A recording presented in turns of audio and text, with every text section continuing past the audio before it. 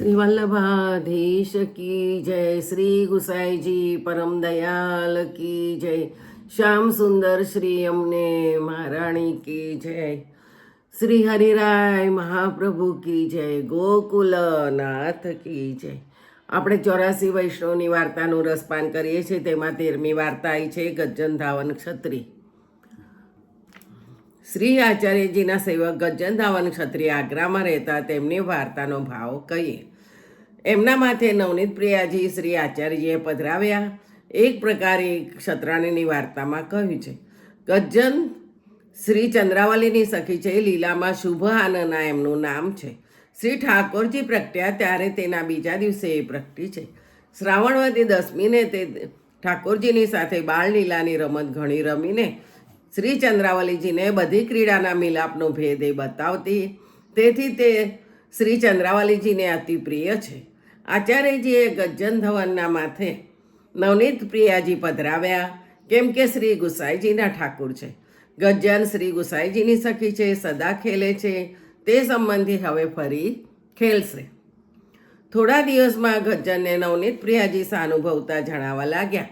ગજ્જનને ગાય કરતા, ઘોડો કરતા, પોતે ઉપર ચડતા, તેથી ગજ્જનના ઢીંચણ ઘસાઈ ગયા, પરંતુ દેહનું ભાન નહીં। એક દિવસ ગજ્જનને શ્રી નવનીત પ્રિયાજી કહે, મને આચાર્યજીને ત્યાં પધરાવીને તમે પણ ત્યાં રહો। તેનું કારણ એ કે ગજ્જનનો એવો સ્નેહ વધ્યો કે સેવાની રીતિ ભૂલી ગયા। રમતમાં આનો સરાદી યાદ ન આવે ત્યારે ઠાકોરજીએ વિચાર્યું કે આને વ્યસન અવસ્થાની સિદ્ધિ થઈ ચૂકી છે હશે। આ જો પોતાના ગામ ઘરમાં રહેશે તો બાધક થશે। માટે ગજ્જન તત્કાલ શ્રી નવનીત પ્રિયાજીને ગોકુળ પધરાવી આવ્યા।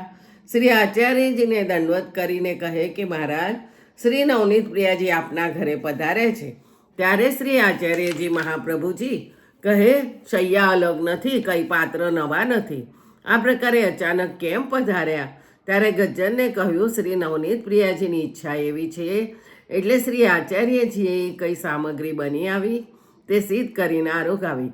પછી પોતાના શ્રીઅંગમાં સુગંધી દ્રવ્ય લગાડી પાસે લઈ પહોંચ્યા। સુગંધી દ્રવ્ય લગાડવાનું કારણ એ કે અત્તરાદિ સુગંધ શ્રી સ્વામિનીજીના શ્રીઅંગનો ગંધ સ્નેહરૂપ છે, માટે પ્રગટ નહીં કહ્યું, અને એમાં એ જણાવ્યું કે આપ સ્વામિનીજી સ્વરૂપ સાથે પહોંચ્યા।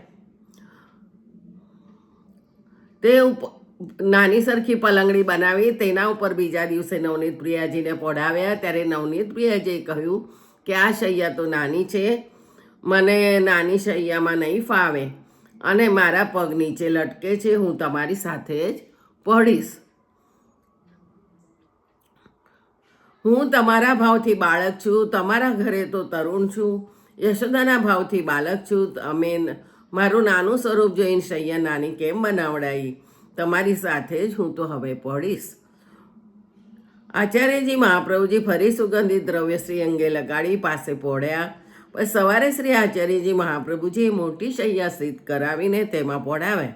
ત્યારે ફરી શ્રી નવનીત પ્રિયાજી શ્રી આચાર્યજી મહાપ્રભુજીને કહે કે હું તો તમારી પાસે જ પડીશ।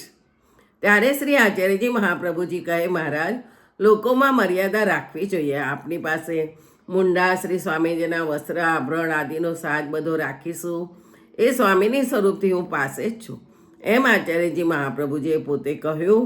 અને મર્યાદા છોડવાથી જીવનો બગાડ થાય, દેખાદેખી કોઈ કરે, પછી શ્રી નવનીત પ્રિયાજી શૈયામાં પોઢવા લાગ્યા। ગજ્જન મંદિરના દ્વારમાં સન્મુખ સેવા સમય બેસી રહે, અનોસરમાં પણ મંદિરમાં જ રહે, શ્રી નવનીત પ્રિયાજી સાથે ખેલે, અલગ ન રહે। એક દિવસ બેડા માટે પાન ન હતા તો અક્કાજીએ ગજ્જનને કહ્યું, આ પૈસા લઈ જાઓ અને પાન લઈ આવો।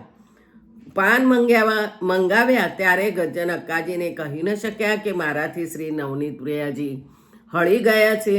તેમાં એ સિદ્ધ જણાય કે યદ્યપિ ઠાકોરજી વૈષ્ણવથી ખેલે, બોલે, પાસે રાખે, તો પણ ગુરુ આજ્ઞા કરે તો આ આજ્ઞા માથે ચડાવીને ગુરુના કાર્ય માટે જાય તો ધર્મ રહે અને ઠાકોર પણ પ્રસન્ન રહે।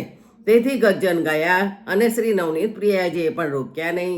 વૈષ્ણવનો ભાવ જોવાને માટે ગજ્જનને પાન લેવાને ગયા।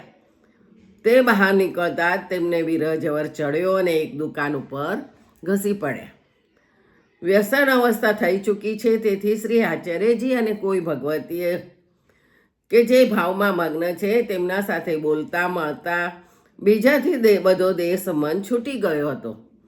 અહીં આચાર્યજીએ નવનીત પ્રિયાજીને રાજભોગ ધર્યો. તેથી આચાર્યજી અને કોઈ ભગવતીએ જે ભાવમાં મગ્ન છે તેમના સાથે બોલતા મળતા આચાર્યજીએ શ્રી નવનીત પ્રિયાજીએ રાજભોગ ધર્યા ત્યારે શ્રી નવનીત પ્રિયાજીએ કહ્યું, ગજ્જન આવે ત્યારે આરોગો. ગજ્જન ધાવન વગર શ્રી નવનીત પ્રિયાજીને ક્ષણ પણ ચાલતું ન હતું. ત્યારે આચાર્યજીએ બધાને પૂછ્યું કે ગજ્જન ક્યાં ગયો છે? ત્યારે અક્કાજીએ કહ્યું કે મેં પાન લેવા મોકલ્યા છે. ત્યારે આચાર્યજીએ કહી, ગજ્જનને કેમ મોકલ્યો? ગજ્જનથી શ્રી નવનીત પ્રિયાજી હળ્યા છે. આજ પછી તેને કંઈ કહેશો નહીં અને ક્યાંય મોકલશો નહીં. તે ફલદશાને પામ્યા છે, તેથી માનસી થઈ ચૂકી છે. ત્યારે અક્કાજીએ કહ્યું કે હવે તેને કંઈક ટહેલ નહીં કહી. એક વૈષ્ણવને શ્રી આચાર્યજીએ કહ્યું, ગજ્જનને જલ્દી મોકલી દેજો, દુકાન ઉપર પડ્યો છે, તમે પાન લાવજો. વૈષ્ણવ જઈ દેખે તો દ્વારની પાસે જ દુકાન ઉપર તે પડ્યો છે. ત્યારે તેમને કહે, જલ્દી જાઓ, તમને આચાર્યજીએ બોલાવ્યા છે. એ સાંભળતા જ ગજ્જનને વિરહજવર ઉતરી ગયો. દોડીને આવ્યા ત્યારે શ્રી નવનીત પ્રિયાજીને કહે, બાવા ભોજન કેમ નથી કરતા? ત્યારે નવનીત પ્રિયાજી કહે, તું આવ્યો, હવે હું ભોજન કરીશ. આ પ્રકારે ગજ્જન અને શ્રી નવનીત પ્રિયાજીને સ્નેહ હતો. તે ગજ્જન એવા ભગવતી હતા, એમની વાર્તાનો પાર નથી. આ વાર્તામાં એવો સિદ્ધાંત જણાવ્યો કે વ્યસન અવસ્થા સર્વોપરી છે, જેમાં ઠાકોરજી વશ થાય. શ્રી કુંભનદાસજીએ ગાયું છે કે જો પે વિરહ પરસ્પર વ્યાપે તો કછું જીય બાની આવે. ગજ્જનની પરસ્પર પ્રીતિ દેખાડી છે. વાર્તા 14મી આવતીકાલે. નારાયણદાસ બ્રહ્મચારી. જય શ્રી ગોખલેશ.